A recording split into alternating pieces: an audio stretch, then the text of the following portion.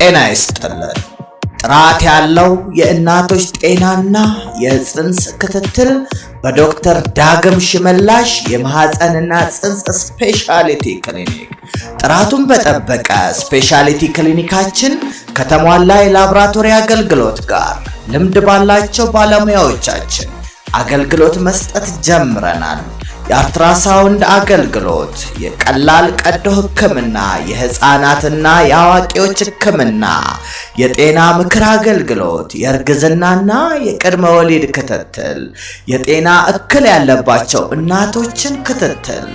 በክሊኒካችን የወሊድ አገልግሎት እንሰጣለን። ከወሊድ በኋላ ክትትል፣ የቤተሰብ ምጣኔና እንዲሁም የመካንነት ምርመራ ሕክምና እንሰጣለን። የማህፀን ካንሰር ምርመራ፣ ቅድመ ልየታ አገልግሎት በክሊኒካችን ያገኛሉ።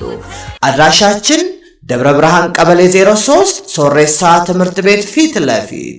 ስልክ 0913 04 3055 ወይም በ0972 99 24 16።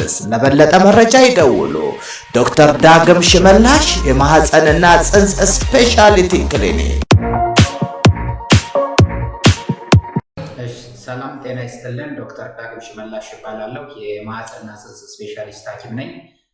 ዛሬ በእርግዝና ዙሪያ ስለ እርግዝና ክትትል እንወያያለን።